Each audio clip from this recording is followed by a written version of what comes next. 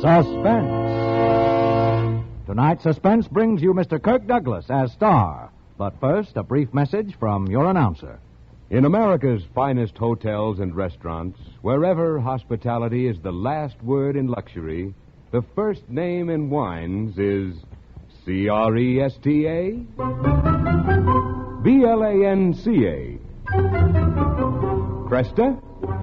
Blanca. Cresta Blanca. Cresta Blanca. When you proudly pour Cresta Blanca California Burgundy or Sauterne, you pay guests the most gracious compliment possible. For Cresta Blanca wines, from the finest of the vines, distinguish America's finest tables. That's why when you serve Cresta Blanca wines, you and your friends enjoy the best. Schenley's Cresta Blanca Wine Company, Livermore, California. And now, Shenley brings you radio's outstanding theater of thrills, Suspense. Presented by Roma Wines. That's R-O-M-A. Roma Wines of Fresno, California. Tonight starring Mr. Kirk Douglas. In The Story of Markham's Death, a suspense play produced, edited, and directed for Shenley by William Spear.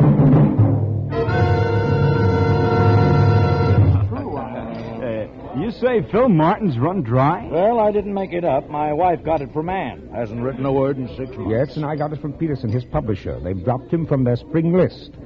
Well, bye-bye, Dean of American Mystery Writers. I'm glad to see him go. Phil Martin. I thought that guy'd write from the grave. I don't understand it. I guess it happens to the best of us. Hope he saved his money, but I suspect he hasn't. Phil Martin run dry.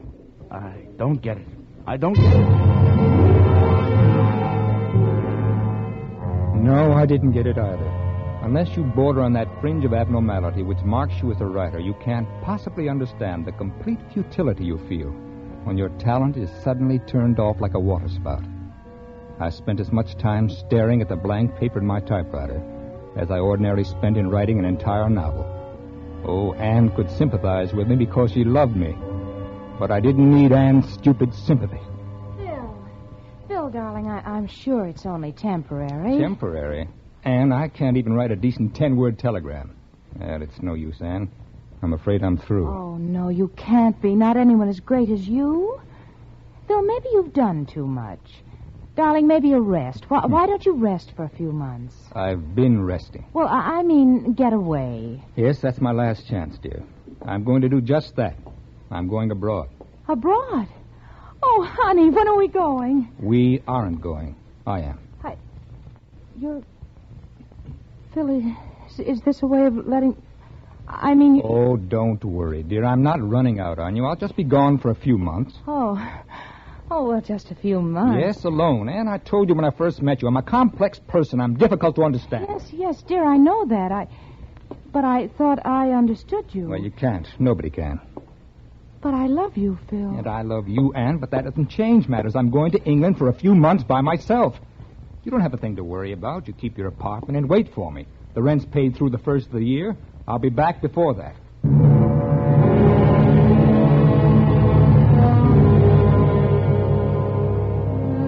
Anne Fleming was the beautiful, not overly intelligent type of girl I've associated with since my divorce. Her only family was a half-brother, a petty hoodlum whose habit of always wearing gloves won him the imposing nickname of Kid Gloves. That hadn't helped when he ran his car into a storefront, killing 2 people just a block from where he'd held up a tavern. Kid Gloves had gone to jail 3 months before I met Anne to serve 40 years for manslaughter and robbery. A very corny plot, the whole thing, including Anne. As I roamed around London, I thought maybe a visit in this city of great mystery tradition would be my answer. And it was. The second day, while wandering around aimlessly in the bombed-out and still unrepaired section of Bloomsbury, I stumbled onto my last inspiration quite by accident. Oh, say, when was all this hit? Oh, right at the start of the war, sir. Oh, then this isn't V-bomb damage. Lord, no, Governor. As a matter of fact, the old house across the street had it the first night Jerry come over. Uh-huh. I'd almost say it was the first house to be hit in the war. Oh, well, did it take only one bomb to level it like that? Well, how many do you think it takes? They've cleaned it up a bit now. Old house, that, too. Built back in 1750. Really? Yeah, pretty well known. Lots of Yanks made their digs there, before the war, that is. A Yankee writer stayed there once when he was here. What was his name, Ducky? Oh, E.P. Rowe. No, Poe. Oh, that's it. Yeah. Poe? Say, you don't mean Edgar Allan Poe, do you? That's him. What? Edgar Allan Poe once stayed in that house? That's right. American writer. Acquaintance of yours? Well, hardly a contemporary. What? Oh, nothing. My little Halbert was playing in the rubble there Tuesday last and dug out a box of junk. Maybe some of it was Mr. Poe's. Like to see it? Why, yes, certainly. Well, it's vaguely possible.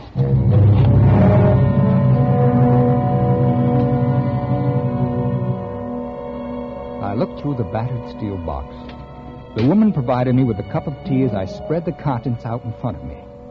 It was thrilling somehow to think that these dusty things perhaps had once belonged to the man who had invented the detective story more than 100 years ago.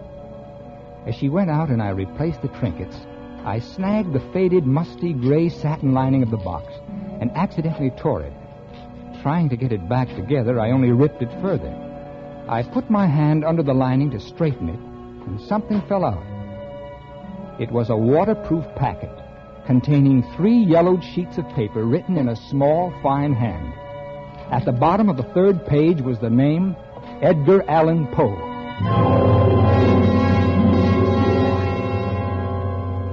I slipped the packet into my pocket and returned the box. Find anything? No. Just as you said, a lot of worthless trinkets. By the way, I ripped the lining as I was putting everything back. Oh, that's all right. Oh, no, I'd like to give you something for your trouble and for my clumsy damage. Here. And thank you so much. 5 quid? Oh, I say, 5 quid.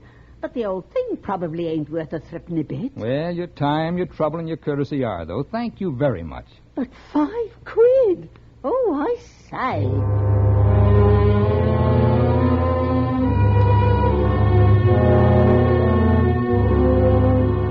£5 for an original Edgar Allan Poe manuscript. It was a short story written by Poe during his brief stay in England many years before his rise and subsequent fall.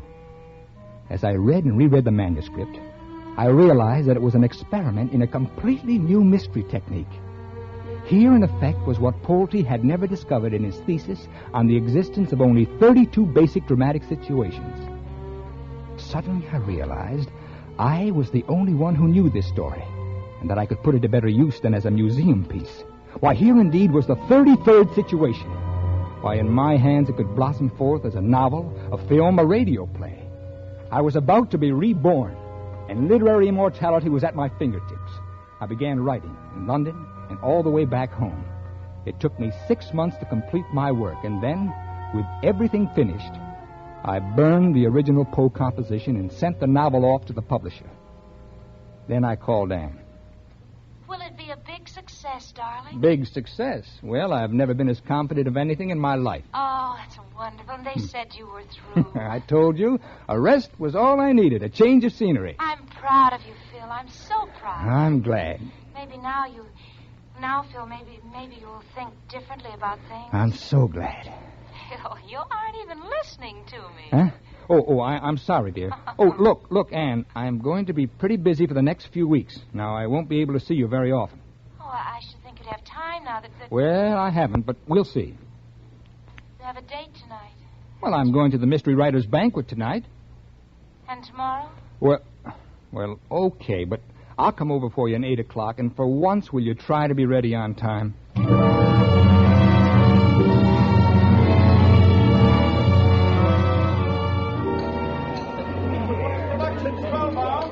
Every year on the anniversary of Edgar Allan Poe's birth, the Mystery Writers of America hold a banquet similar to the Academy Award banquet.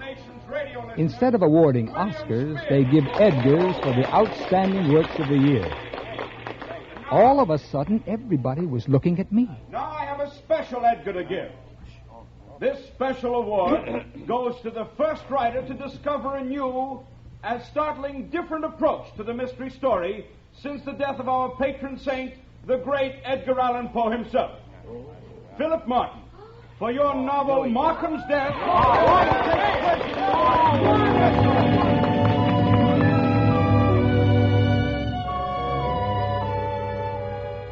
Yes. A special Edgar for an idea plagiarized from Edgar Allan Poe. The end had justified the means, and I knew that the original manuscript was now only ashes. I was the only one who had ever seen it. I was completely happy and enjoying my victory after the banquet in the quiet of my own home.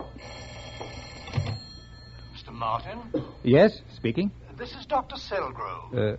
Dr. Selgrove? Yes, I'm head of the Academy of American Letters.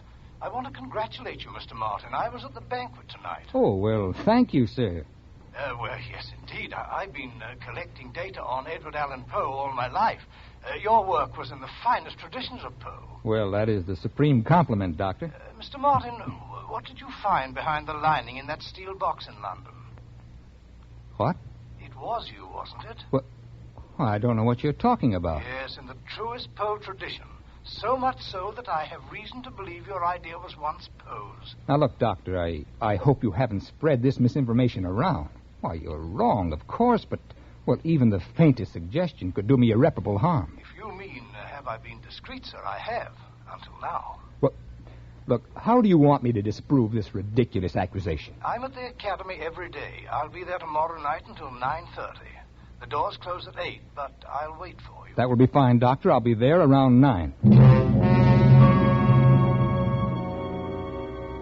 And as I set the receiver back on the hook, I wondered just how much he actually knew and what I would have to do to silence him.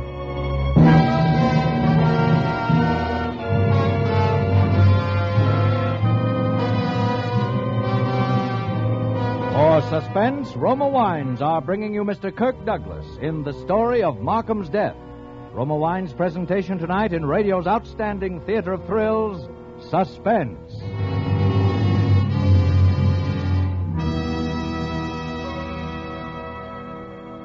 Suspense, radio's outstanding theater of thrills, is presented by Roma Wines. That's R-O-M-A, Roma Wines, from the world's greatest reserves of fine wines. Now that autumn is here, you'll be spending more evenings at home, reading, listening to the radio, or entertaining friends. Now, here's an easy, delightful way to make the most of these pleasant hours.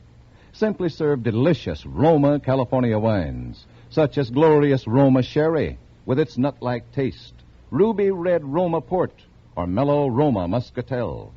Yes, you'll find that Roma wines really help an evening along. That's because Roma wines taste better. They have a full, rich body and fragrant bouquet you can find only in a fine wine. Tomorrow, give your family and friends a real surprise. Treat them to better tasting Roma wines. That's R-O-M-A, Roma Wines, America's largest selling wines. And now, Roma Wines bring back to our Hollywood soundstage Kirk Douglas as Philip Martin in the story of Markham's Death, a play well calculated to keep you in suspense.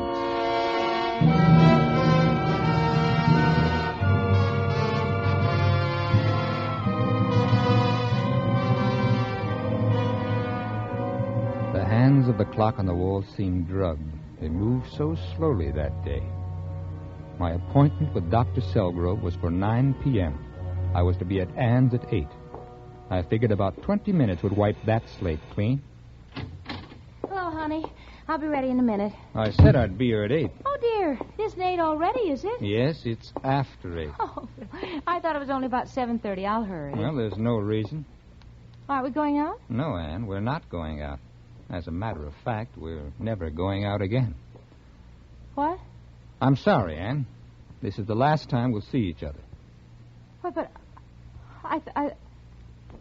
Well, Phil, I've told everyone that... Well, what have you told everyone? That we were going to be married. What? You shouldn't have. Did I ever say I'd marry you? No, I was married once, and it doesn't work for me. This would be different. Oh, would it? I don't think so.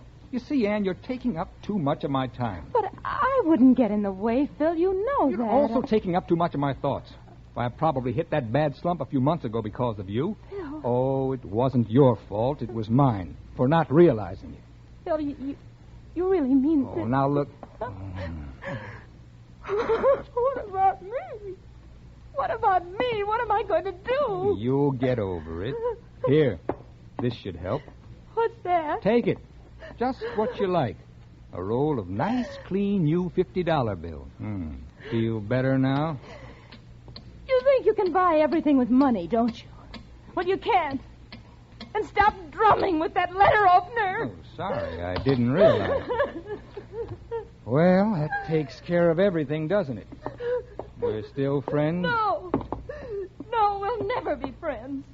Phil Martin, you're rotten. You're rotten and you're conceited and you're everything I've ever... I hate you. I said I don't like scenes. Goodbye, Anne. Get out of here. Get out.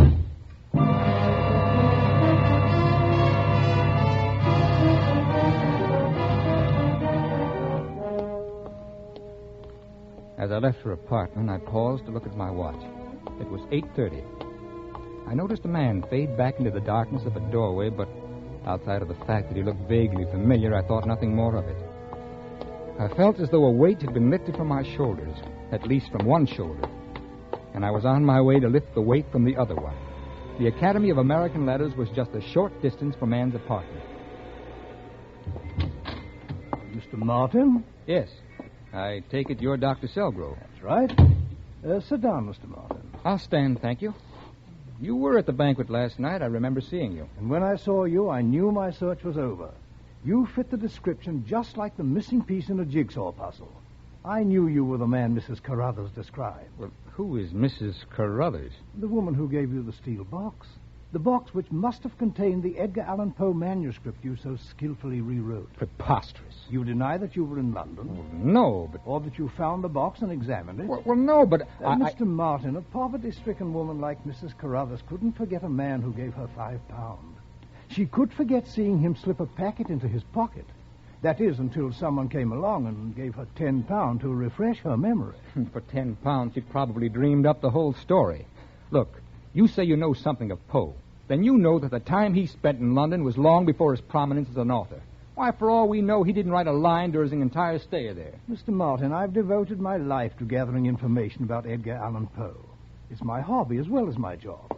I've been looking for one missing manuscript for a long time. A manuscript whose existence I learned of quite by chance. What are you talking about?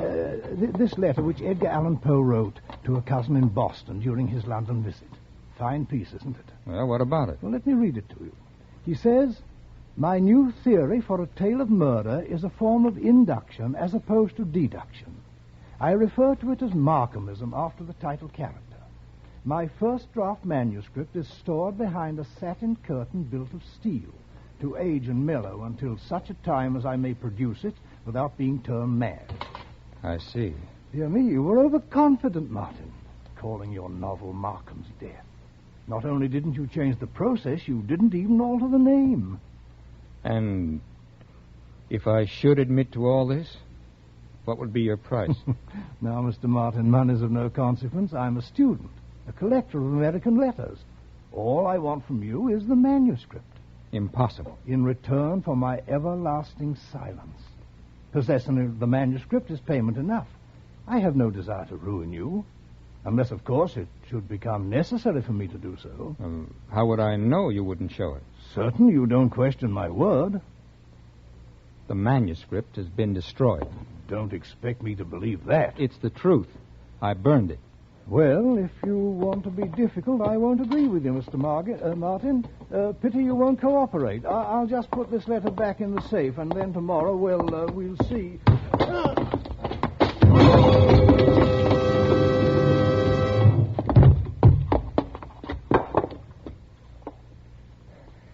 Panic fled with the return of cold logic. Dr. Selgrove was unquestionably dead. I had to act quickly because speed was essential. I knew that from what I myself had often written. I took the letter and pocketed it to be burned later in the privacy of my own home. There would be no suspicious ashes for the police to sift. The bookend was the only thing I touched. I carefully filled the wash basin with hot water and dropped the bookend into it, smearing and obliterating any fingerprints. Now, I had to work backwards. The average murderer establishes his alibi first. But in my case, I had to establish it behind me and cover my time.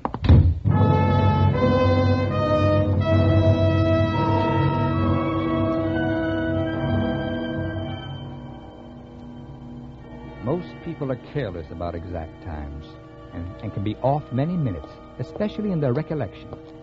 Have you ever looked at your watch, then had someone ask you the time only to find that you had to look again? Yes, Anne would work as my alibi. I couldn't confide in her, but she was careless about time. But what of the man I'd seen in her hall at 8:30? Suddenly I knew. It was Anne's brother, Kid Gloves Fleming. Now that I thought about it, I knew I recognized him from his pictures. He'd obviously escaped from prison and had gone to Anne for help. Yes, Anne would be more than happy to say I'd been with her until 8:45. Unobserved, I hurried back to her apartment house. In front of the building, I hailed a passing taxi and entered at precisely 9:05. Where to, mister? The Milford Club on 59. Not many taxis in this neighborhood, are there? Were you waiting long? 10 or 15 minutes. I wanted to be at the club by 9. Oh, it's almost that now. Is that all? I thought it was later. Oh, well, I'll get you there fast. Oh, that's all right. There's no hurry.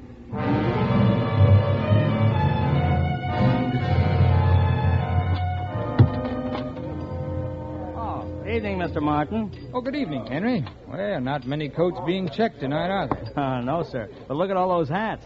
Let me see. Seems as though I've misplaced my watch. Oh. Have you the time, Henry? Why, sure. It's 20 minutes after 9. Oh, thanks. Well, I seem to be losing everything tonight. Oh, what's wrong? Well, I've dropped my notebook. Oh, I must have dropped it in that taxi. Was it important? Well, just to me, I had some personal notes in there. Oh, look, I wonder, Henry, if you'd call the cab company for me and ask if it's turned in. Oh, sure. Thanks. My name and address are engraved on the cover. As a matter of fact, I even recall the name of the driver. Good. It struck me as unusual. It was Alonzo P. Alonzo. I'll take care of it for you. Thanks. Oh, and you might add that I'll post a $25 reward.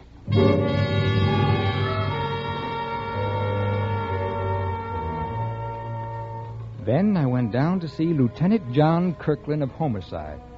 We'd been classmates, and I'd spent many an evening at headquarters discussing our favorite subject, crime. Well. Hello, Phil. Hiya, Johnny. Anything on the docket? Oh, just routine. Mind if I sit in? I want to get my mind off Anne. Anne? Well, what's the matter? Oh, you know, Johnny, the usual. I wrote Finney to our little romance, and, well, she wasn't too happy about it. Still a dog with the women, eh, kid? Oh, say, this is a coincidence. Remember that wild kid brother of Anne's? Kid brother? Oh, you mean the one they call Kid Gloves? Mm-hmm. Well, I remember reading about him. Why? Well, he broke out of jail late this afternoon. Uh-oh. Say, Anne will certainly be worried. Well, she won't have to worry anymore. What? Yeah, they caught him down at the railroad station trying to get out of town. What? Are they bringing him in? Yeah. Stiff. Oh. Yeah, the poor fool decided to shoot it out, and he picked a crack shot like O'Malley to draw on. Oh, well, is O'Malley all right? Oh, sure, O'Malley's always all right. But the kid's dead. Oh. This is going to be tough on Anne. Even though they didn't get along, he's still her brother. Well, she'll get over it. I guess it's better this way. That's a funny thing, though. He was still wearing those kid gloves, and he had a roll of new $50 bills that would choke a horse. Now I understood. Anne's brother had visited her just after I left, and she'd given him the money. Well, I was completely relaxed now. The only person who could possibly spoil my perfect story was dead. Oh, pardon me, Phil, please. Sure. Hello. This is Kirkland speaking. Oh? When? I see. Who? Philip Martin? Huh? Why, he's right here. I said he's right here. Oh, is it for me? Just a second, Phil, please. Yeah. Oh, okay. Let me know. I'll send him right out. Hey, what's up, Johnny? I thought that call was for me. No, it wasn't for you, Phil. It was about you. Well, about me? Yeah. Where were you this evening? I told you. I had dinner, went over to see Anne, and then met you.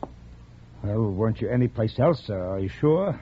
Of course I'm sure. Say, Johnny, what is this, the third degree? Do you remember what time you left Anne's? Why, well, I must have left about 9:15. Yes, I'm sure of that. It was just about 9 when I caught my cab. Was anyone with you? At Anne's, no. We were alone. Couldn't you be mistaken? Couldn't you have been someplace else, maybe at 8:15 or 8:30? No. Why, Phil? Why do you play right into my hands? Why do you make it impossible for me to help you? What are you talking about? Murder, Phil. I'm arresting you for murder.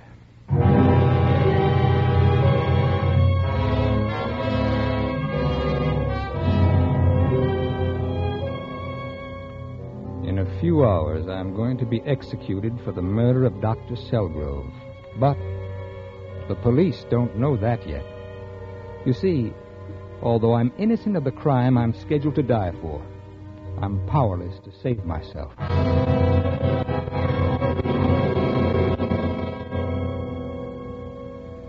Yes, I backed out of my own crime successfully. Only I set myself squarely in the middle of a worse one. The only way I can save myself is by telling that I was busy killing Dr. Selgrove at the time I'm supposed to have killed Anne Fleming. I know that Anne was killed by her brother, but there's no way of proving it. The letter opener he plunged into her chest still had my fingerprints, slightly smeared by his kid gloves. Robbery was ruled out because nothing was disturbed. Snooping neighbors had heard Anne and me quarrel and had heard her scream around 9:15. They suspected that I had hit her and nothing more. But it placed the time exactly as I had placed myself in her company during that time. Well, I see where they dug up another original, hitherto unknown manuscript by Edgar Allan Poe in somebody's closet in Fordham, New York. It's all about a man who builds such a perfect alibi for himself that he gets executed for the wrong murder. Well, I'm glad they only found it today, after I had already written the above confession. Otherwise, they'd say I'd been plagiarizing Poe again.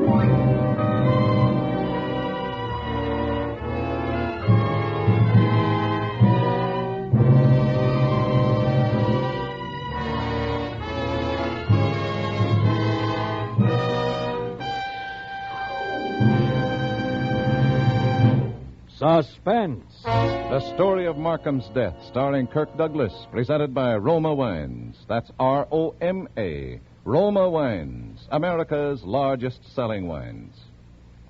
Yes, Roma Wines are America's largest selling wines.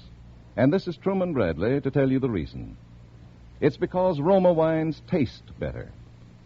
You see, Roma gathers and presses only the choicest California grapes.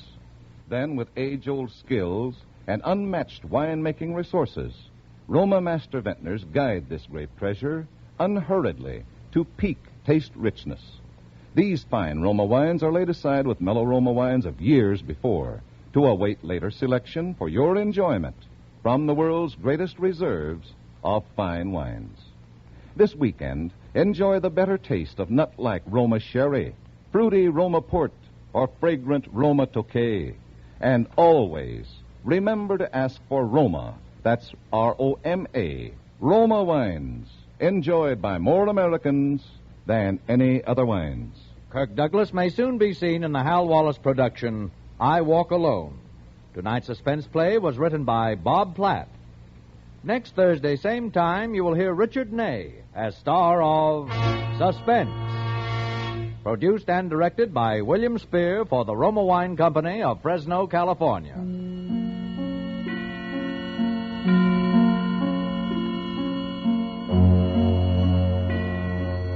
In the coming weeks, Suspense will present such stars as Louis Jourdain, June Havoc, Dennis O'Keefe, Marcia Hunt, and others. Make it a point to listen each Thursday to Suspense, radio's outstanding theater of thrills.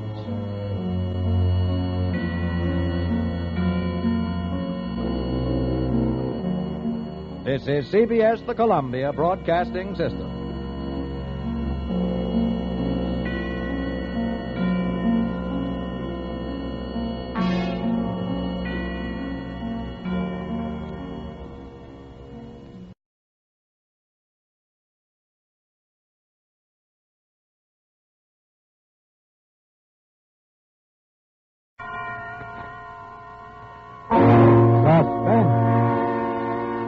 Tonight's Suspense brings you Mr. Richard Ney and Mr. Joseph Kearns as stars in a remarkable study in suspense, written by the distinguished contemporary English novelist Evelyn Waugh. But first, may we remind you that in America's smartest homes and clubs, where hospitality is the last word in luxury, the first name in wine is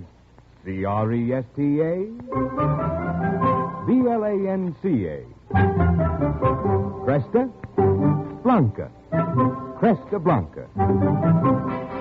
Yes, that's Cresta Blanca wine.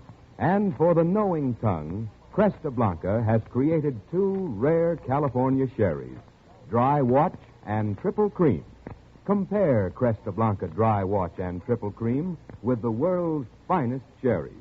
You'll find Cresta Blanca Dry Watch and Triple Cream sherries unequaled in America, unsurpassed anywhere.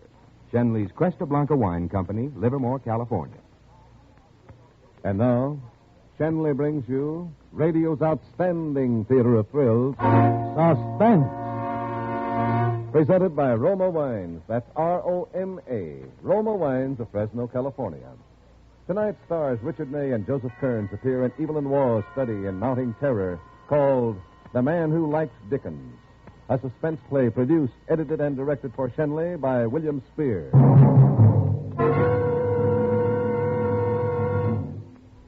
When Brenda and I broke up the marriage, it cheered the gossips and gave them something to talk about.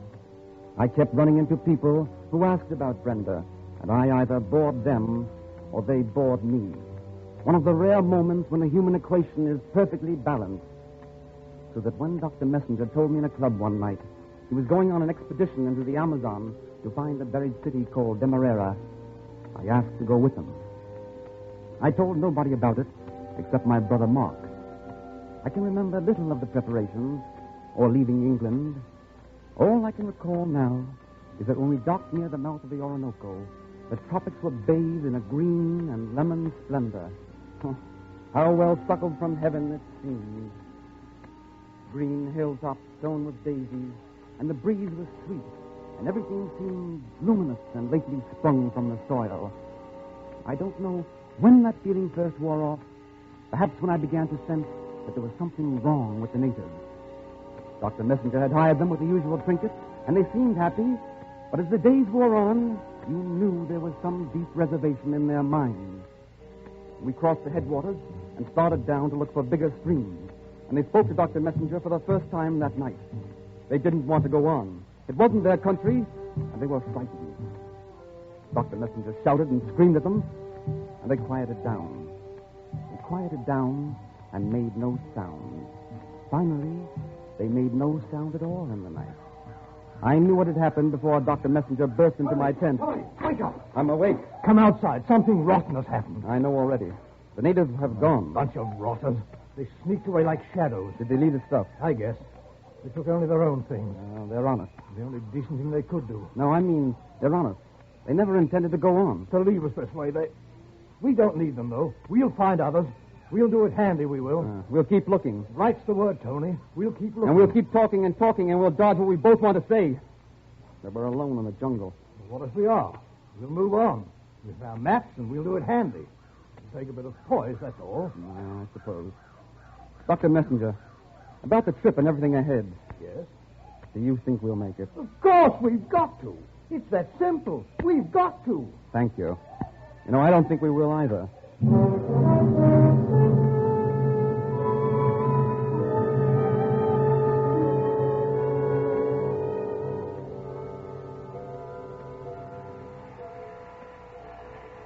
The next morning, we gathered our stock, set up an emergency camp on the left bank, and started down the main stream. Right after breakfast, I found I had the fever, so Messenger and I had to travel in the same canoe. with part of the provisions loaded against my feet to keep me from falling out. Late that afternoon, Messenger nudged the boat ashore. There were falls up ahead, and we had to carry the canoe past the danger spot. Messenger lifted me ashore and started to drag the canoe up on the bank. The cargo shifted on him, and he slipped into the water. It was quite shallow in places, and he caught at the rocks, but they were worn smooth. And he plunged into deep water and reached the falls. The foam subsided into a great pool, almost still, and strewn with blossoms from the forest trees that stood gauntly above it.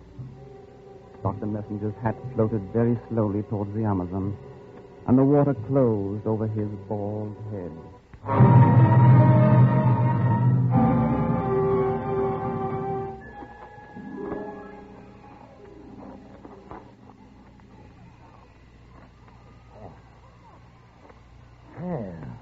Hello. My name is Todd. Here, drink it. You'll only need a bit. Drink it now. I have the fever. I know, but you're getting rid of it. How can you tell? If you're alive, you're getting over it. If you're dead, you're not. Thank you. You're the first stranger I've seen for a very long time. And you're the first one I've seen for a very long time.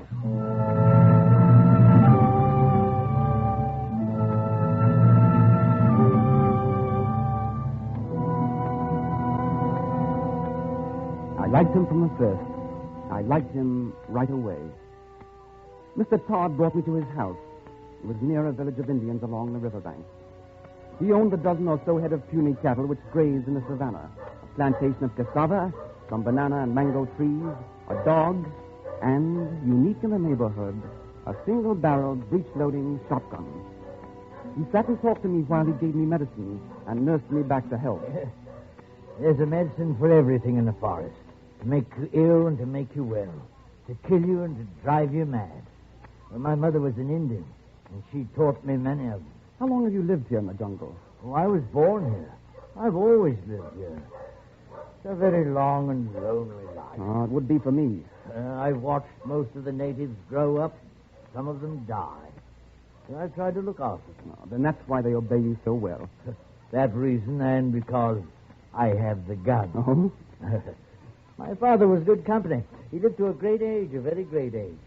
It's not 25 years since he died. Oh, he was a man of education. Can you read? Hmm? Oh, yes, of course. Oh, not everyone's so fortunate. I cannot. The only two words I know how to spell are born and die. Oh, yes? Oh, that's rather too bad.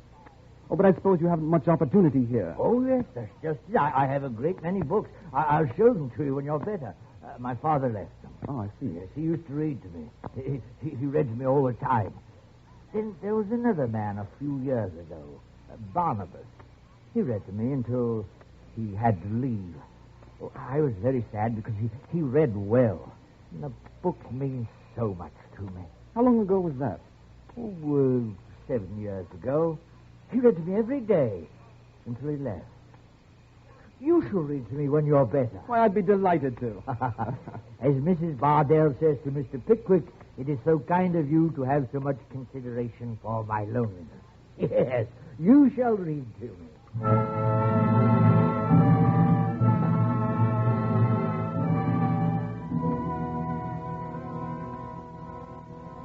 Mr. Todd had a soft way of speaking, as if he had learned to talk under the sounds of the jungle.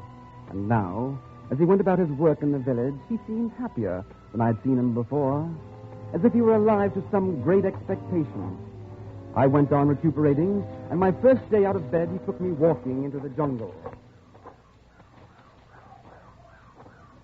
We'll have to turn back soon. It's growing late. Yes, it's almost 4 o'clock. What would it be like in London now? I can never remember which way it goes. What the time is. It'll be 9 o'clock. Sun comes up in the east. They get the day sooner. Yes. So we get it secondhand and slightly soiled. Hey, what's the matter? That mound of dirt there. What is it? It's a grave. I told you about him. Who? Barnabas. His name was Barnabas Washington. He's the man who read to me. You said he left. Well, didn't he? But you didn't say that way. You talked as if he really left. Did I? Maybe it's the way of saying things down here. You're an educated man, I'm not.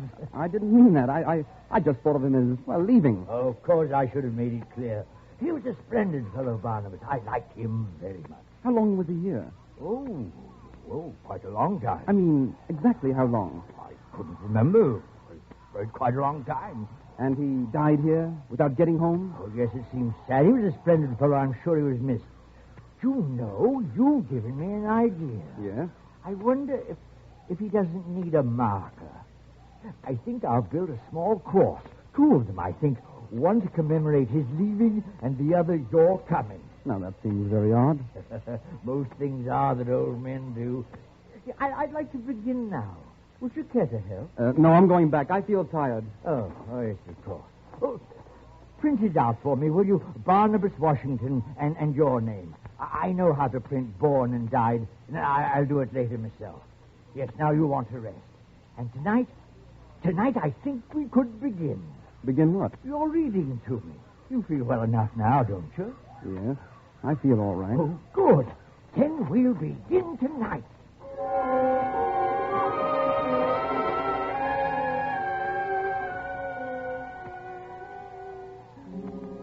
And it was thus that I entered my prison, a dungeon in bright sunlight. No one could imagine it. A slave to the subtlest of all tyrannies, the imprisonment of another man's mind.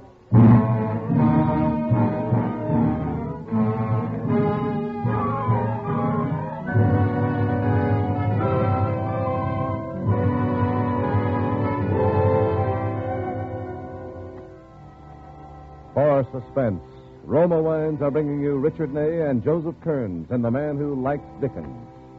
Roma Wines' presentation tonight in radio's outstanding theater of thrills, Suspense.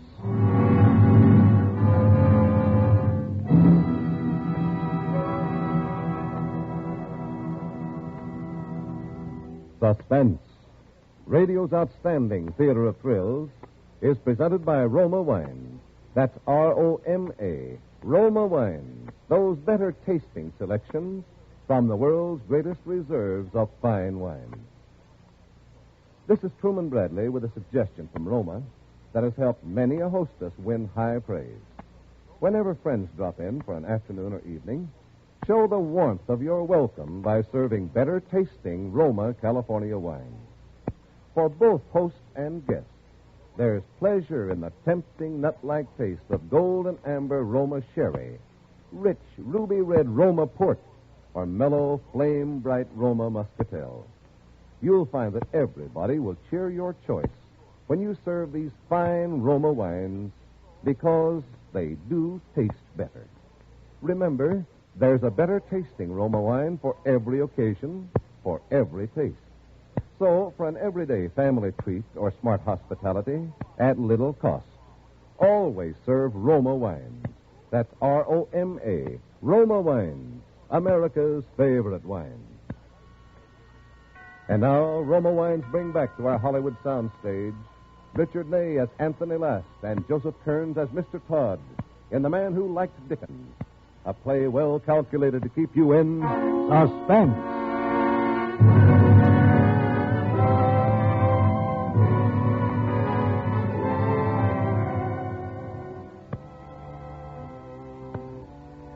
It was dark when Mr. Todd came in, and we ate in silence.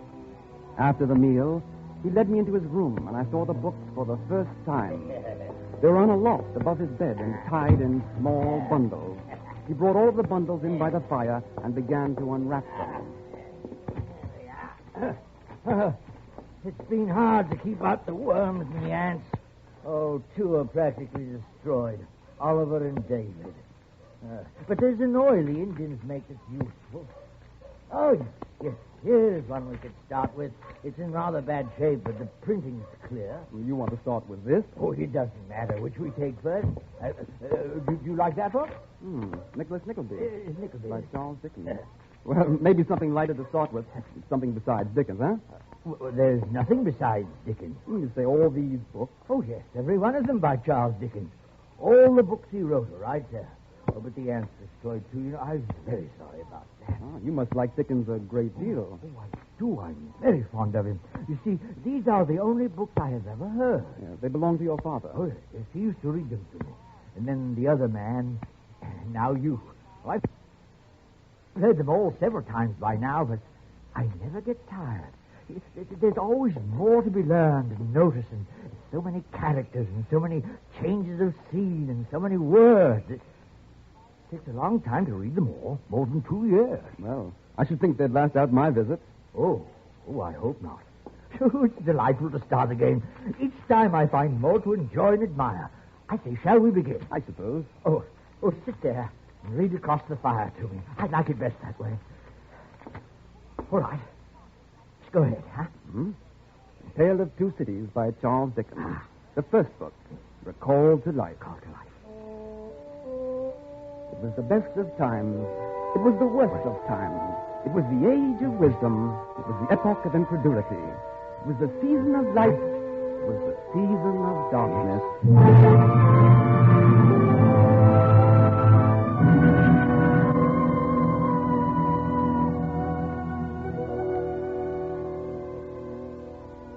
I found some pleasure in the reading for a while. It calmed me and gave me a feeling of being whole again. And the old man's delight was something to see. As I read, he followed the words soundlessly with his lips. And often, when a new Dickensian character was introduced, he'd say, "Repeat the name, I've forgotten him." Or, yes, I remember her well. She dies, poor woman." Always he was concerned with the people and nothing else. And his comments were usually simple. "I think that Dedlock is a very proud man." Or, "Mrs. Jellyby does not take enough care of her children." Almost daily now, I mentioned the subject of my departure and asked about canoes and reins and the possibility of finding guides. And one night, after I'd finished a chapter of Bleak House, I said, "Look, the time's come, Mr. Todd, when I've got to think about getting back. Well, I've imposed on you long enough. None. Oh, I mean it. Now, how soon do you think I'll be able to get a boat? A boat? Yes, to leave.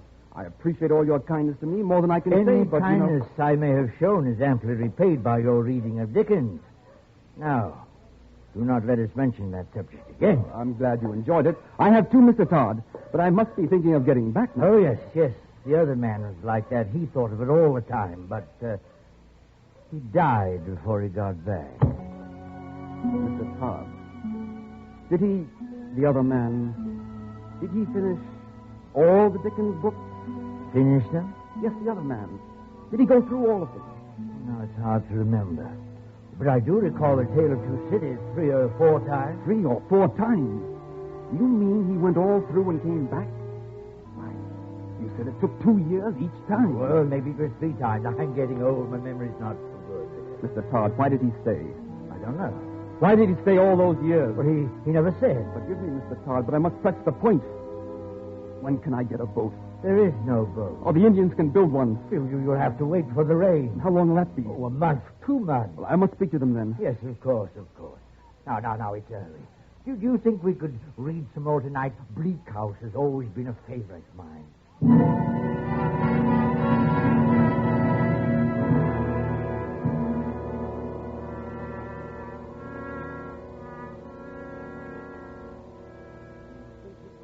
Influenced by Mrs. Gamp, it was decided that Mrs. Gamp should be approached without delay. I wonder if you could read that over again. It's one of the points I think Dickens leaves unclear. Oh, I'm very tired. I wonder if we could wait. Oh, yes, of course. We'll take it up tomorrow. Listen. What is it? It's the rain. The rain's come, Mr. Todd. It always does. You know what it means? Why, it means I can make preparations to go now.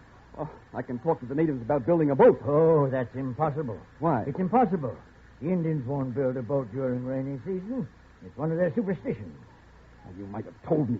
Didn't I mention it? I forgot. No, you've forgotten a lot of things. Well, I'm getting old. Not too old, Mr. Todd. You've remembered to evade me. How could I evade? But you have. And you've lied to me. You've lied to me systematically. Mr. Todd, you're holding me a prisoner. You're keeping me here against my will. But, my friend, I demand to be released. You're under no restraint. You can go when you like. You know very well I can't get away without your help. In that case, you'll have to humor an old man. Read to me another chapter. Todd, I swear by anything you like. When I get to Manhouse, I'll find someone to take my place. I'll pay a man to read to you. I've no need for another man. You read so well. Then I've read for the last time. I hope not. Oh, I sincerely hope not.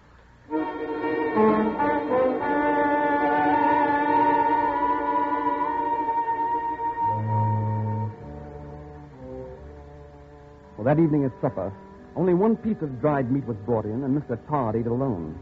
Next day at noon, a single plate was put before Mr. Todd, but with it lay his gun, cocked on his knee as he ate. And I began reading of Martin Chuzzlewit. But it was different now, because I knew what lay ahead. And if I didn't then, I did after I found the scrawled note toward the back of the book. It was written with pencil in a rough hand. I, James Todd of Brazil, do swear to Barnabas Washington of Georgetown that if he finished this book, in fact, Martin Chuzzlewit, I will let him go back as soon as finished. And there followed a heavy pencil X. And after it, Mr. Todd made this mark signed Barnabas Washington.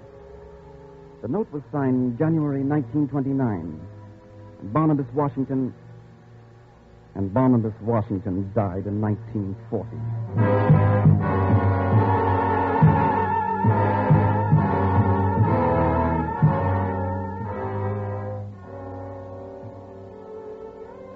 Well, from that moment on, I began to grow worse. I ate little and slept even less. And every day there was more Charles Dickens. A whole year had passed of our mutual friend in the old curiosity shop, and Mr. Todd was already talking of starting over again. And then a stranger arrived in camp. A half-caste prospector, one of that lonely order of men who wander for a lifetime through the forest, tracing the streams for gold. I stood in the rain outside his window and heard them. He said there were white men a few days away, apparently on their way towards this camp. Mr. Todd was furious. When did you see this? About a week ago. When I came past, they were coming this way. Oh, I'm sure of it. Did they ask for anybody? I didn't talk to them. Thank you. Well, I must send out a party to greet them. Sit there and finish your tea. I shan't be long. Thank you. Look, you must help me before he comes back. Huh? You send somebody to head them off. You've got to get there first. What about? I'm a prisoner. Tell them about me. Here, give them this. Where is it? Page 214. Here, I'll write. Now, that's my name. They'll know. Just give it to them? Yes, and hurry. Don't let him know. Hide it on you somewhere, and hurry. Please, hurry, because you're my last hope under heaven.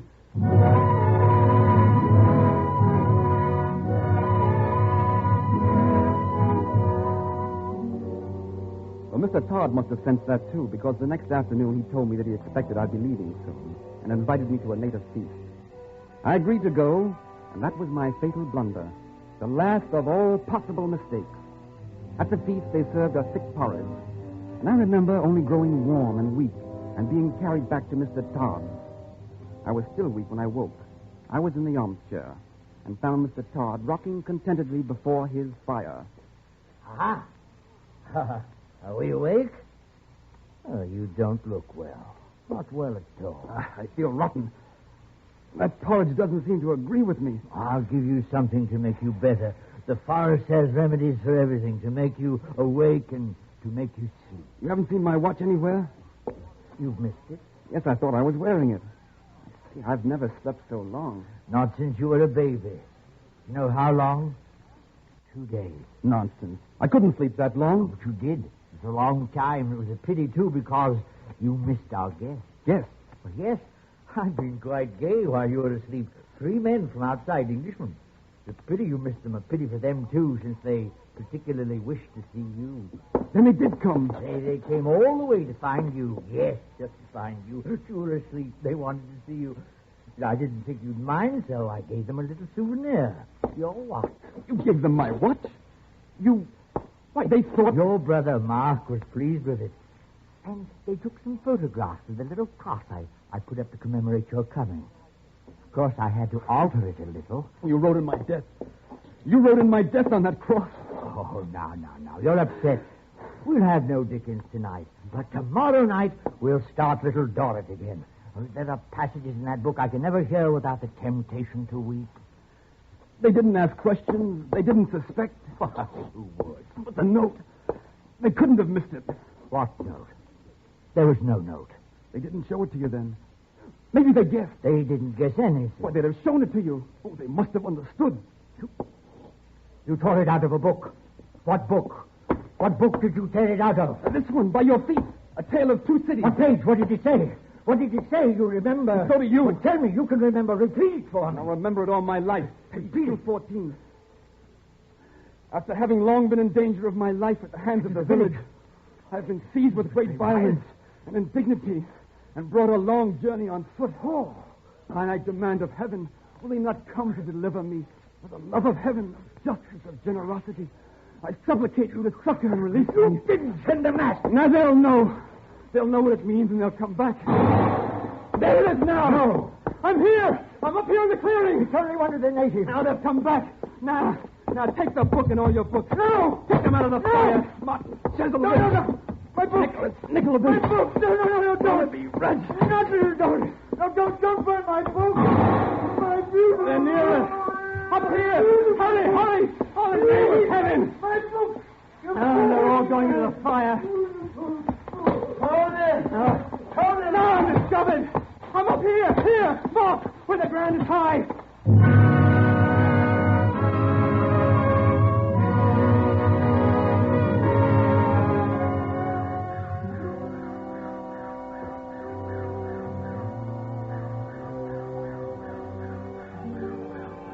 Well, we left the heart of the Amazon country that night. It was a night that was full of sound. The howler monkeys were silent, but tree frogs nearby set up a continuous chorus. Birds were awake, calling and whistling, and far in the depths about them came the occasional rending and reverberation of dead wood falling among the trees. And under all of that, the sound of Mr. Todd. The sound of words coming out of his mouth. A mouth that had nothing left to it but trembling and quivering. The sound of Mr. Todd sitting before the fire watching the last of Charles Dickens burn and repeating from a broken memory, "It was the best of times. It was the worst of times. It was the age of wisdom. It was the age of foolishness. It was the epoch of belief. It was the epoch of incredulity. It was the season of light. It was the season of darkness. It was the spring of hope. It was the winter of despair."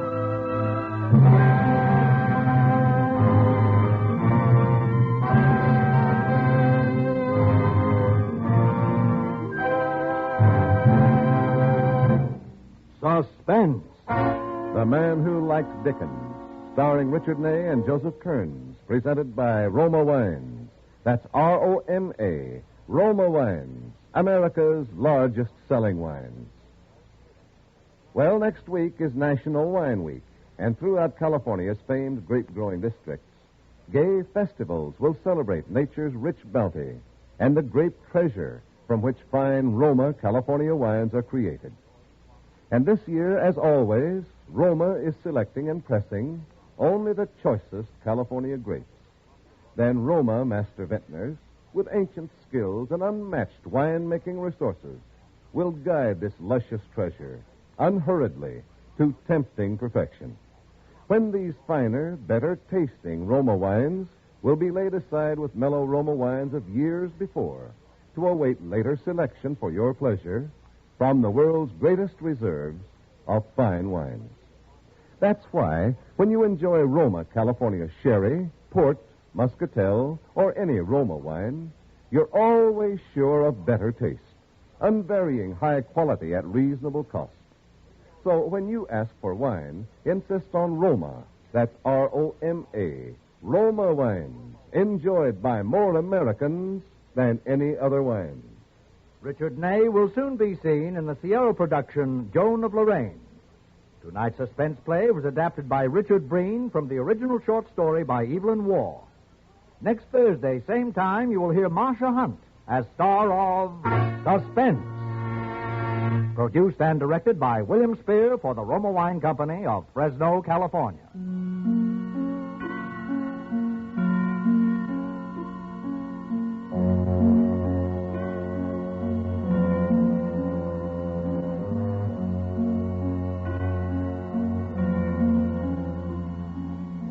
In the coming weeks, Suspense will present such stars as Louis Jourdain, June Havoc, Dennis O'Keefe, and others. Make it a point to listen each Thursday to Suspense, radio's outstanding theater of thrills.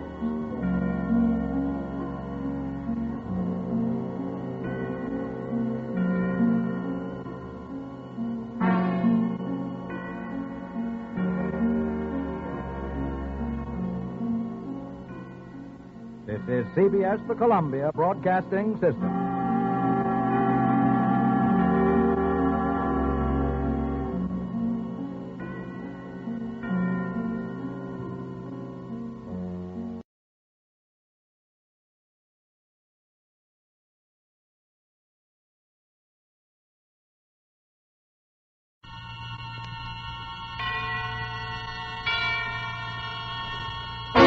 Suspense.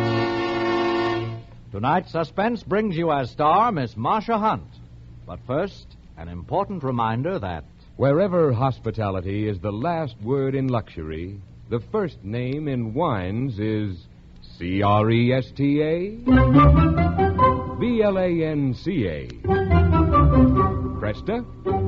Blanca. Cresta Blanca. Cresta Blanca. Yes, you'll find Cresta Blanca wines featured in the smartest hotels, exclusive clubs, and discriminating homes. That's because these treasured wines are favored by people who know wine perfection. Let magnificent Cresta Blanca California wines distinguish your hospitality, too. Pour and enjoy a choice Cresta Blanca selection of sherry, port, or muscatel. Shenley's Cresta Blanca Wine Company, Livermore, California. And now, Shenley brings you radio's outstanding theater of thrills, Suspense. Presented by Roma Wines. That's R-O-M-A. Roma Wines of Fresno, California. And starring Marcia Hunt. In Self-Defense, a suspense play produced for Shenley by William Spear.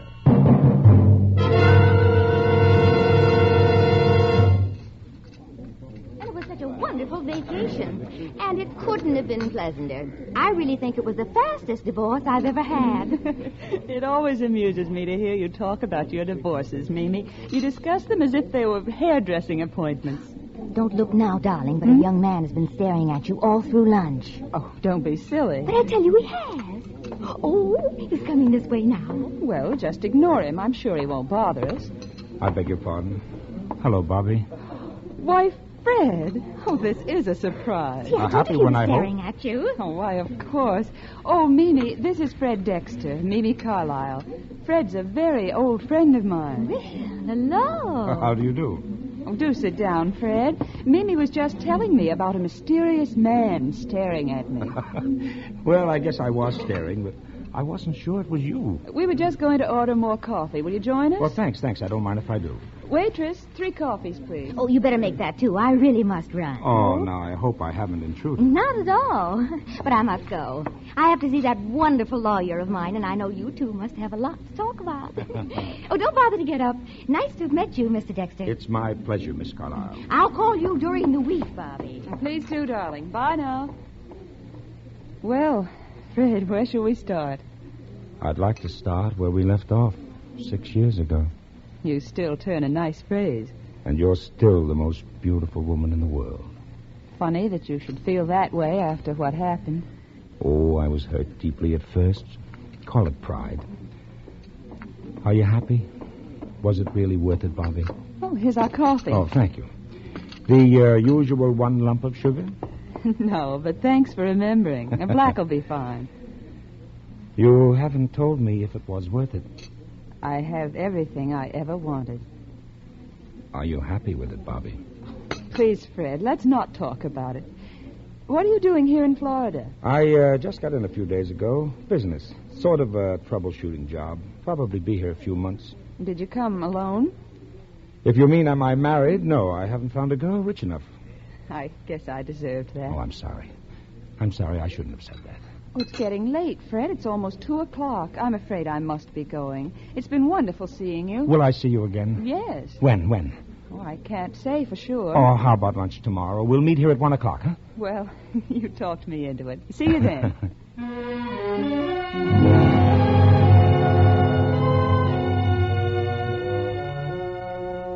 I must admit it was quite a surprise meeting Fred Dexter. When I left Chicago, he was the one person I never thought I'd see again. But I couldn't decide whether or not I was happy that he was here. At dinner that evening, it was like any other night in my marriage. The usual business group was there, big cigars stuck in their flabby faces, all nodding in unison as Jonathan recited the day's news from Wall Street. I knew the speech by heart.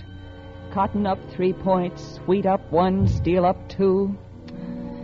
Tonight it annoyed me more than usual, but I just smiled and remained the perfect hostess. I'm sure it wouldn't have bothered me as much had I known then what Jonathan was going to tell me later. I was sitting in my room when he knocked on the door. Come in. Oh, that was a delightful dinner, Barbara. You were charming, as always. Thank you, Jonathan. I'm glad it pleased you. I have a bit of news for you, my dear. News? Yes. Sure, it won't depress you too much, but I must leave on a business trip to South America.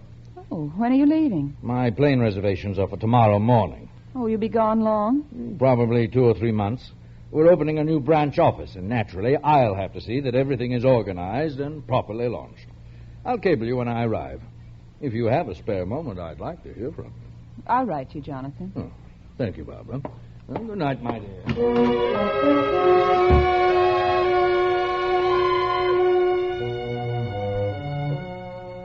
Jonathan was right. I wasn't at all depressed that he was leaving. In fact, I could hardly believe it. This would be the first time in 5 years that we had been separated for more than just a few days. It was a newfound freedom, and now I decided I was happy that Fred had arrived in town. The next few weeks passed quickly, and I saw Fred regularly, though we had to be careful where we met. It was a complete change for me, and it was wonderful to feel alive again. But for Fred, it just meant that he was falling more deeply in love with me. Oh, perhaps it wasn't right to encourage him, but I was enjoying myself thoroughly. One evening, just before Jonathan was to return, Mimi phoned and invited me to a party. It was a typical Mimi Carlyle affair with bright lights and dull people. Bobby, darling, I want you to meet Alex Maynard. That's he playing the piano.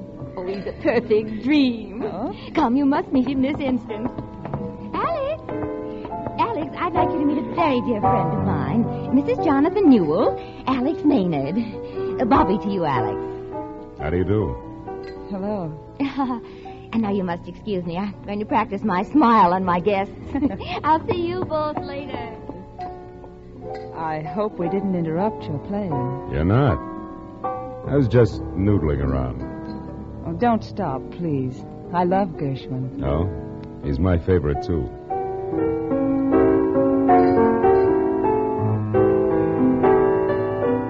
You play beautifully. Thanks. It's a sort of a hobby. Something to do at dull parties. What do you do if there's no piano? I find a beautiful young woman like you, talk to her. Maybe somebody else would like to play for a while. Maybe you're right.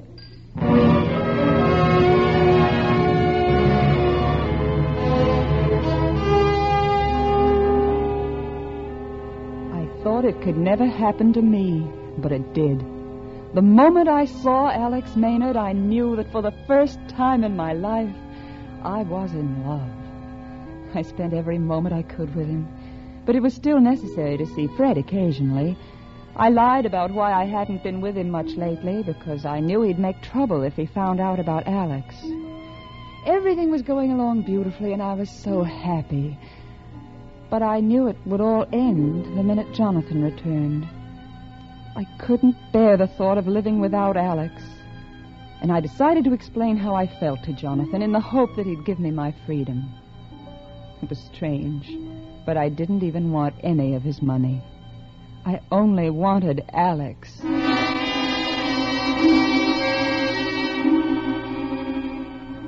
I knew that Jonathan might not be willing to give me a divorce, and the thought kept pressing on my mind. So I began thinking of other ways to get rid of him. I even thought of murder.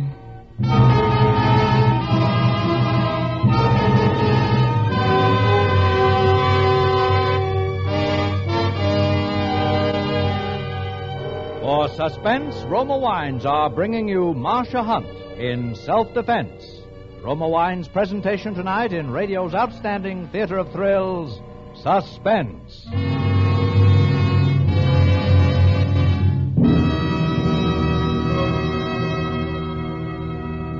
Suspense, radio's outstanding theater of thrills, is being brought to you by Roma Wines. That's R-O-M-A, Roma, California Wines, from the world's greatest reserves of fine wines. High food prices, meatless Tuesdays, and eggless Thursdays puts the American homemaker on her mettle to create tempting menus with inexpensive dishes. But millions of women have discovered an easy way to transform the simplest meals into adventures of enjoyment. The secret?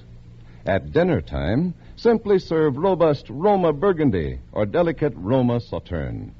Even the plainest dishes take on new glamour with Roma Burgundy or Roma Sauterne to bring out all hidden flavor goodness.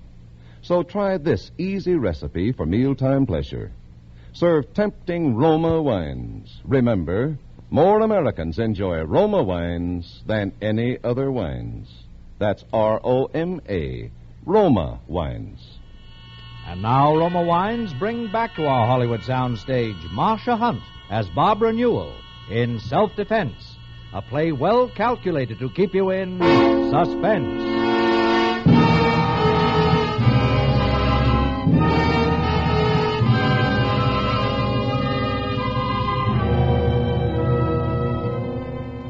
It wasn't long after I'd met Alex that Jonathan arrived home and immediately surrounded himself with his associates. It seemed that the two of us were never alone long enough to bring up the subject of divorce, and it was beginning to upset me terribly.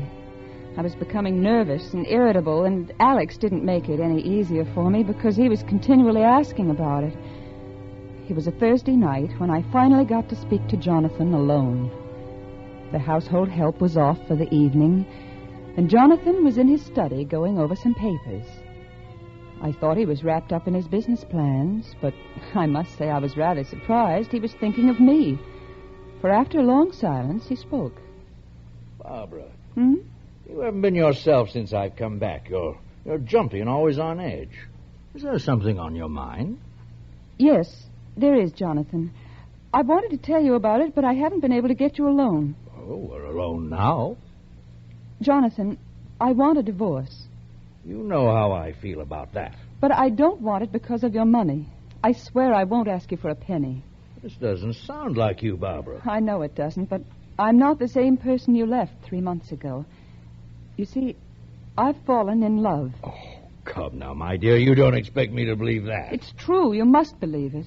Does he have more money than I? Of course not. Well, then you can't be in love with him. Not you, Barbara. Oh, it's just an infatuation, like a summer romance. I'm sure you'll get over it shortly.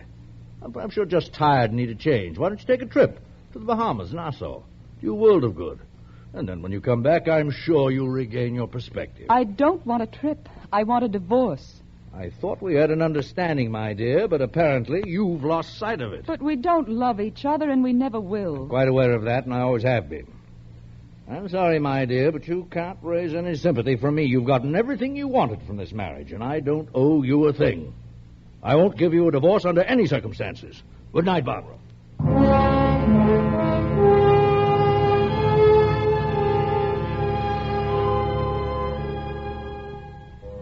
I knew all the time what Jonathan's answer would be, but I had to ask anyway.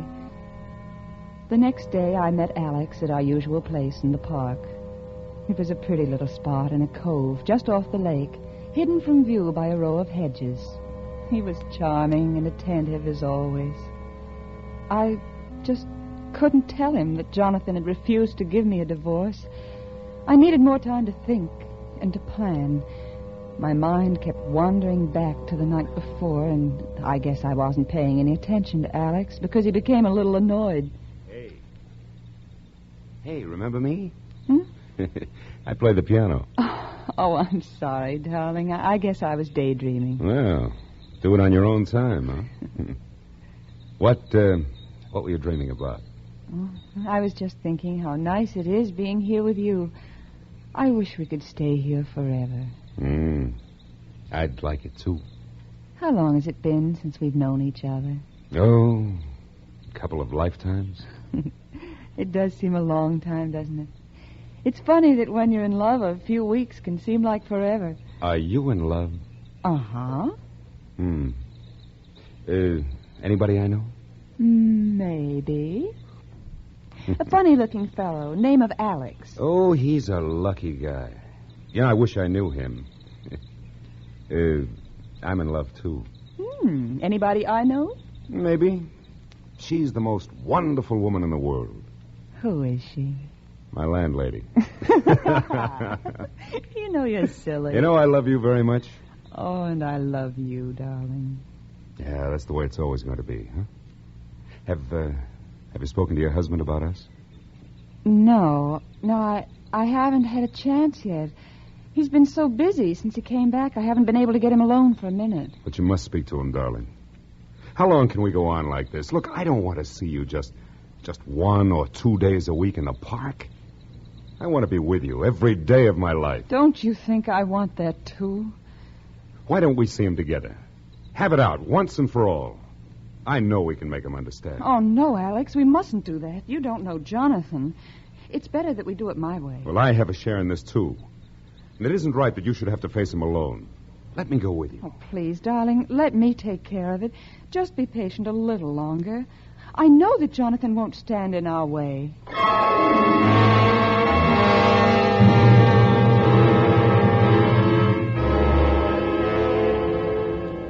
Yes, I knew that Jonathan would no longer be a problem, because now I had the answer. I thought about it for several days and then decided I'd go through with it. It was a desperate plan, but a woman in love will do desperate things. You see, the plan included Fred Dexter and murder.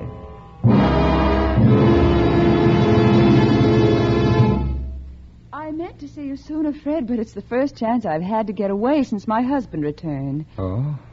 I didn't know he was back. He got back last week. Are things still the same between you? Yes, still the same. I don't love him, and I'm sure he's not in love with me. It would have been different had you married me, Bobby. I know that, Fred, and I've been thinking about it lately. I had a lot of plans for us. It was going to be an ideal marriage. And then you decided that money was more important. I'm sorry because I know I would have made you happy. You know, Fred, when you're young, you're apt to do many things that you regret later in life. Sometimes, if you're lucky, you can correct those mistakes. Would you like to try, Bobby? Oh, Fred, that's what I want more than anything, but it's so difficult. Come here. Come here, sit next to me.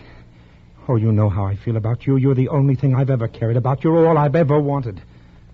I can't bear to see you unhappy, darling. Oh, Fred, I've been such a fool. I guess I've always loved you. There's never been anyone else. It's not too late. We'll go to your husband and we'll explain it to him. I'm sure he'll understand. He's got to understand. That won't work, Fred. What? Have you asked him already? Remember the first day we met in the cafe? I knew then that I wanted you and that I must get away from my husband. I asked him for a divorce that very night, and he refused me. I kept thinking about it all the time he was away, and when he returned, I begged him again, but the answer is still no. He says he will not divorce me under any circumstances.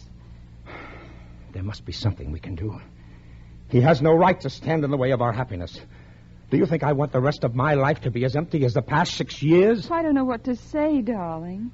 I don't see how we can possibly get rid of him. That's it. That's it, exactly. We'll get rid of him.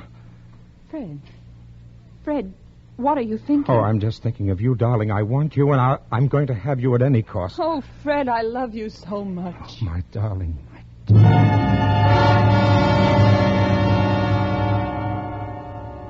It was so easy, I almost laughed in Fred's face.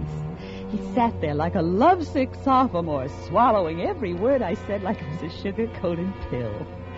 When he kissed me, it made me ill, but I didn't mind, because I knew this would be the last time I'd ever kiss anyone but Alex. My performance was so convincing that I didn't even have to suggest the murder myself. It was all Fred's idea, just as I wanted it to be. It would take place on a Thursday night when the household help would be off. Fred was to be hiding in the shrubbery at the side of the house. He would have the poker from the fireplace in our library.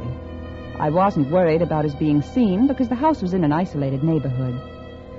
When Jonathan came home at 7:30, as he always did, I was to pretend I had a headache and get him to go to the drugstore for some aspirin. Fred was to kill him with the poker and bring the body into the library. Meanwhile, I was to open the library wall safe and disarrange the furniture. We wanted to give the impression that a struggle had taken place. I would then go to the drugstore myself and make a purchase to establish an alibi. When I returned, I would call the police and tell them there had been a robbery while I was out and that my husband had been murdered. Simple, wasn't it? A nice, neat plan with no loopholes. This was the first time in my marriage to Jonathan Newell that I wanted him to be home on time. It was exactly 10 minutes to 7 on the night we had set when the doorbell rang. As I opened the door, I was thinking it was rather nice of Jonathan to be early for his own murder. Bobby. Alex, what are you doing here? Where is he? Where's who? Your husband. I can't stand this anymore. I've got to talk to him. Oh, Alex, you promised you'd leave this to me. You're acting like a child. But I haven't seen you all week. How much longer do you think I can wait? Oh, please, darling, this is no time to discuss it. Jonathan will be home any minute, and if he sees you here, it'll ruin any hope we have. Maybe he should see me here. But that's not the way. It won't help. I promise you that after tonight, everything will be all right. Bobby, that's what you said the last time. Oh, you've got to believe in me, Alex. Just give me tonight. All right. I guess you're right. It's just that I love you so much. Oh, I understand, and I love you. Oh, but please, you must go now. He'll be here any minute. Okay, I'll go. Call me in the morning, huh? I will, Alex. Good night. Goodbye, Bobby.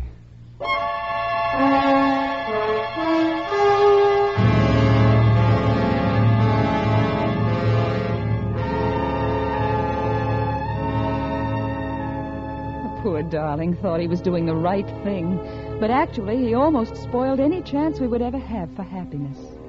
It's a good thing he left when he did, because just a few minutes later, Jonathan came home. I was sitting in the living room with an ice pack on my head as I heard the door open. Is that you, Jonathan? Yes, Barbara. Well, what's the matter with you? Oh, I have a splitting headache. Oh, but we're having dinner with the Vanders tonight. I really don't feel up to it. You go without me and give them my apologies. But Charlie's very important to me. Oh, well, if you'd rather... Oh, there is one thing you can do for me, Jonathan. Yes? We don't have an aspirin in the house, and the servants are all gone. Would you mind going to the drugstore and getting some? No, not at all. I'll go as soon as I dress. Would it be too much trouble to go now, Jonathan? Pain is unbearable. It will only take you a minute. All right, if you insist, my dear. Thank you.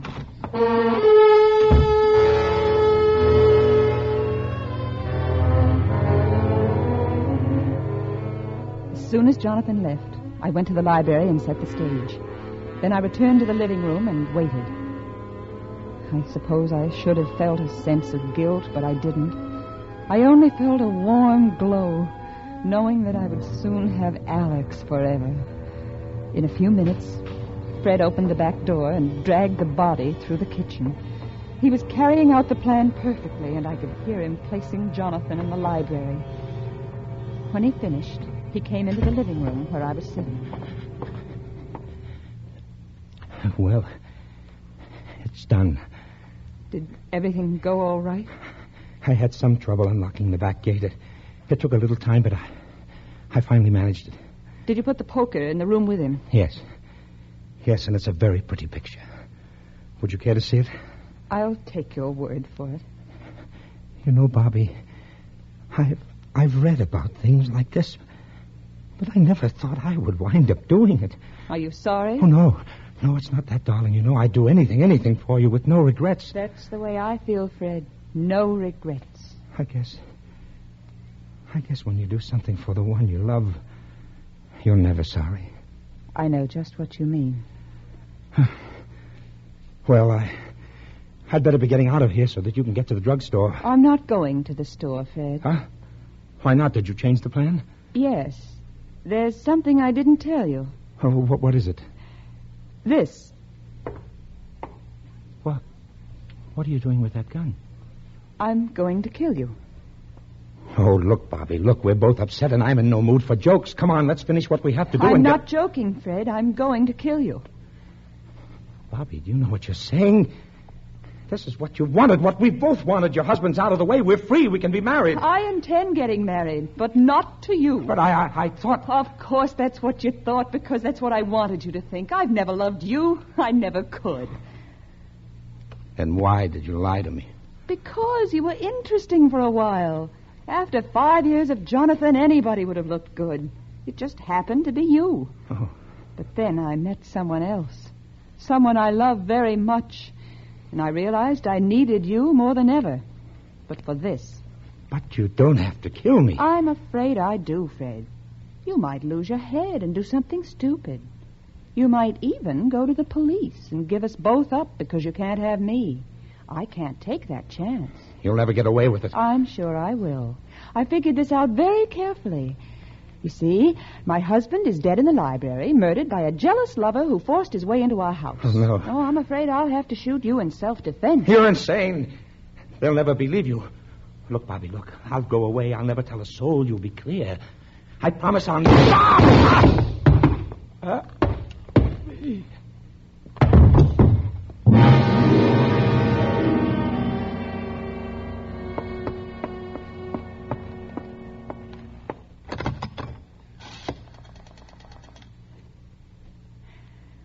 Operator, give me the police.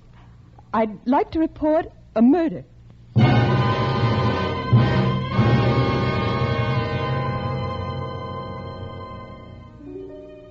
I knew exactly what I was going to say to the police when they arrived.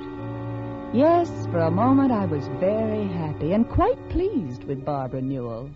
Everything had gone smoothly, exactly as I had planned it. Except for one thing. I should have looked at the body of my husband.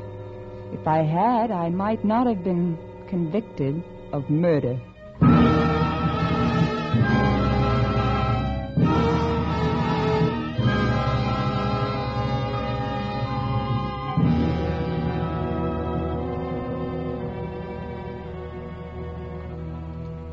You see, my scheme would have worked perfectly. But I overlooked a very important point. It hadn't occurred to me that Fred had never seen my husband, Jonathan. And the man he killed coming out of the house was Alex Maynard.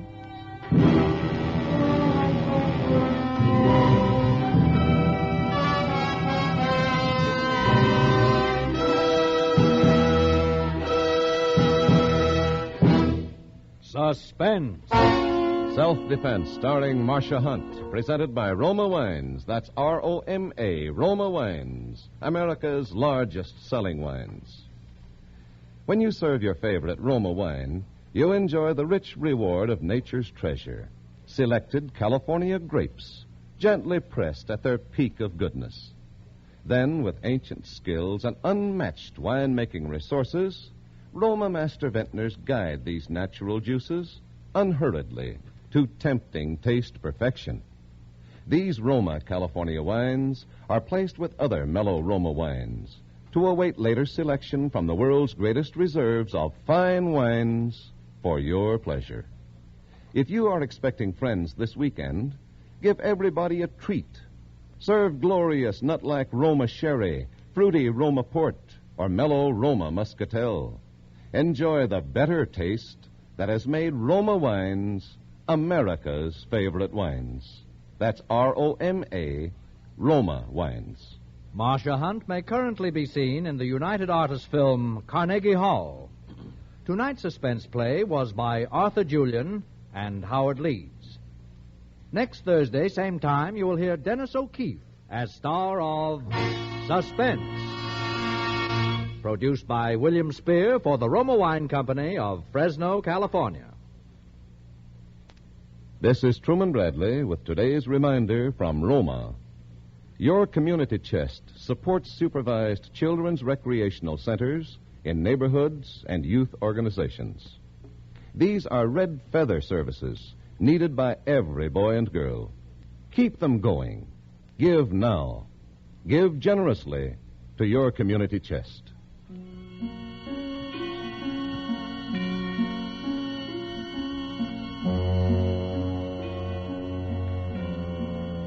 In the coming week, Suspense will present such stars as Louis Jourdain, June Havoc, and others.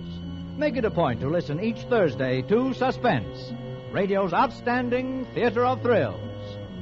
This is CBS, the Columbia Broadcasting System.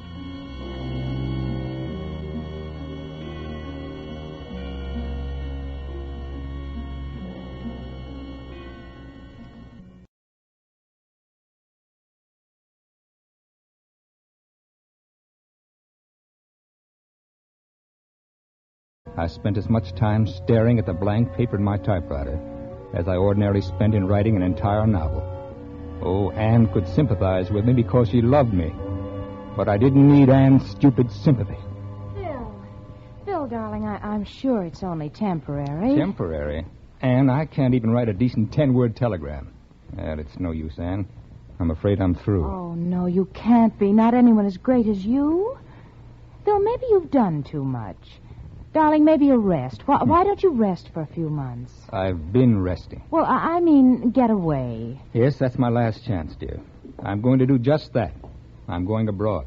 Abroad? Oh, honey, when are we going? We aren't going. I am. Phil, is this a way of letting... I mean... Oh, don't worry, dear. I'm not running out on you. I'll just be gone for a few months. Oh, well, just a few months. Yes, alone. And I told you when I first met you, I'm a complex person. I'm difficult to understand. Yes, dear, I know that. But I thought I understood you. Well, you can't. Nobody can. But I love you, Phil. And I love you, Anne, but that doesn't change matters. I'm going to England for a few months by myself. You don't have a thing to worry about. You keep your apartment and wait for me. The rent's paid through the first of the year. I'll be back before that.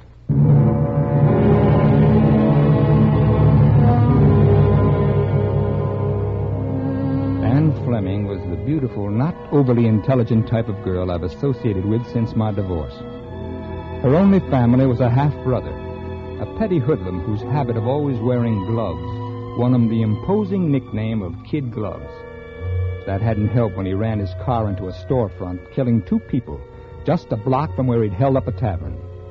Kid Gloves had gone to jail 3 months before I met Anne to serve 40 years for manslaughter and robbery. A very corny plot, the whole thing, including Anne. As I roamed around London, I thought maybe a visit in this city of great mystery tradition would be my... I'm glad. Maybe now, Phil, maybe you'll think differently about things. I'm so glad. Phil, you aren't even listening to me. Huh? I'm sorry, dear. Look, Anne, I'm going to be pretty busy for the next few weeks. Now, I won't be able to see you very often. Oh, I should think you'd have time now that... Well, I haven't, but we'll see. You have a date tonight. Well, I'm going to the Mystery Writers' Banquet tonight. And tomorrow? Well, okay, but I'll come over for you at 8 o'clock, and for once, will you try to be ready on time?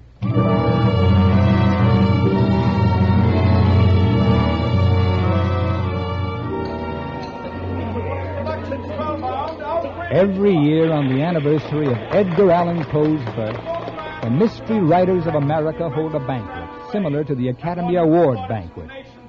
Instead of awarding Oscars, they give Edgars for the outstanding works of the year. All of a sudden, everybody was looking at me. Now I have a special Edgar to give. This special award goes to the first writer to discover a new and startling different approach to the mystery story since the death of our patron saint, the great Edgar Allan Poe himself. Philip Martin, for your novel Markham's Death.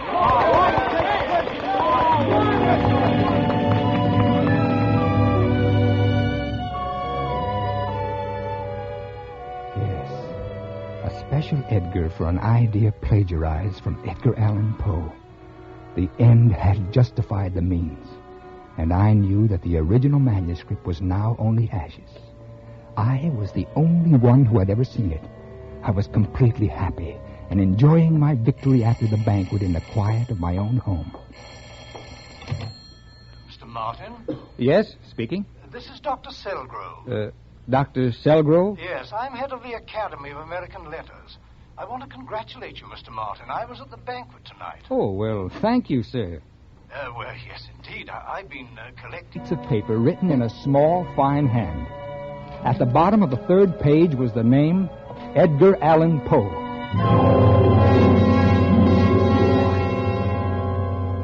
I slipped the packet into my pocket and returned the box.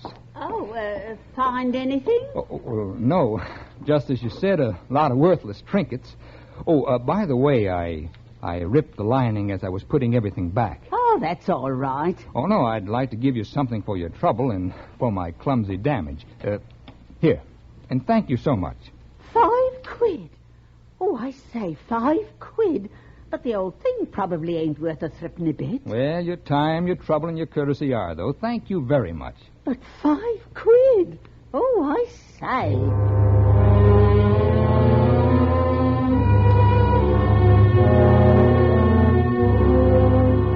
£5 for an original Edgar Allan Poe manuscript. It was a short story written by Poe during his brief stay in England many years before his rise and subsequent fall. As I read and reread the manuscript, I realized that it was an experiment in a completely new mystery technique. Here, in effect, was what Pulte had never discovered in his thesis on the existence of only 32 basic dramatic situations. Suddenly, I realized I was the only one who knew this story, and that I could put it to better use than as a museum piece. Why, here indeed was the 33rd situation. Why, in my hands it could blossom forth as a novel, a film, a radio play. I was about to be reborn, and literary immortality was at my fingertips. I began writing in London and all the way back home. It took me 6 months to complete my work, and then, with everything finished, I burned the original Poe composition and sent the novel off to the publisher. Then I called Anne. Will it be a big success, darling? Big success? Well, I've never been as confident of anything in my life. Oh, that's wonderful. And they said you were through. I told you, a rest was all I needed, a change of scenery. I'm proud of you, Phil. I'm so proud. Suspense. Tonight's Suspense brings you Mr. Kirk Douglas as star. But first, a brief message from your announcer. In America's finest hotels and restaurants, wherever hospitality is the last word in luxury, the first name in wines is Cresta,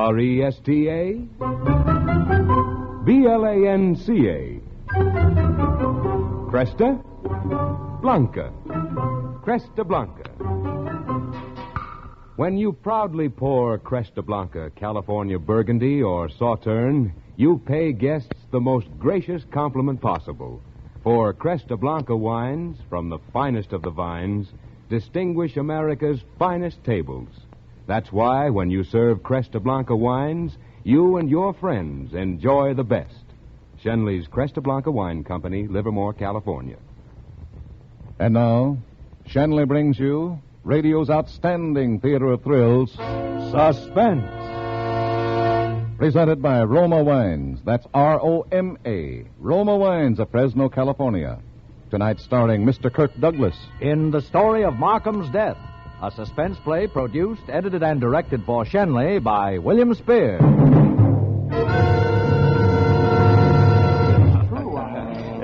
You say Phil Martin's run dry? Well, I didn't make it up. My wife got it from Ann. Hasn't written a word in 6 months. Yes, and I got it from Peterson, his publisher. They've dropped him from their spring list.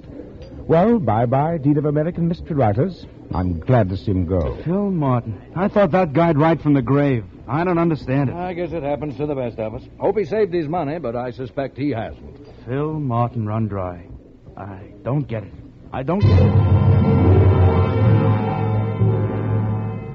No, I didn't get it either. Unless you border on that fringe of abnormality which marks you as a writer, you can't possibly understand the complete futility you feel when your talent is suddenly turned off like a waterspout. Answer. And it was. The second day, while wandering around aimlessly in the bombed-out and still unrepaired section of Bloomsbury, I stumbled onto my last inspiration quite by accident. Oh, say, when was all this hit? Oh, right at the start of the war, sir. Oh, then this isn't V-bomb damage. Lord, no, doesn't it? As a matter of fact, the old house across the street had it the first night Jerry come over.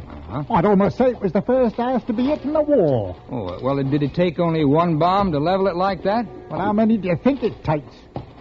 They've cleaned it up a bit now. Old house, that, too. Built back in 1750. Really? Yeah, pretty well known. Lots of Yanks made their digs there, before the war, that is. A Yankee writer stayed there once when he was here. What was his name, Ducky? Oh, E.P. Rowe. No, Poe. Oh, that's it. Poe? Say, you don't mean Edgar Allan Poe, do you? That's him. What? Edgar Allan Poe once stayed in that house? That's right. American writer. Acquaintance of yours? Well, hardly a contemporary. What? Oh, nothing. My little Halbert was playing in the rubble there Tuesday last and dug out a box of junk. Maybe some of it was Mr. Poe's. Like to see it? Why, yes, certainly. Well, it's vaguely possible.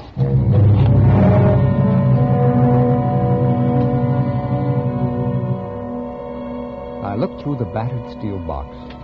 The woman provided me with a cup of tea as I spread the contents out in front of me. It was thrilling somehow to think that these dusty things perhaps had once belonged to the man who had invented the detective story more than 100 years ago. As she went out and I replaced the trinkets, I snagged the faded, musty gray satin lining of the box and accidentally tore it. Trying to get it back together, I only ripped it further. I put my hand under the lining to straighten it, and something fell out. It was a waterproof packet containing 3 yellowed sheets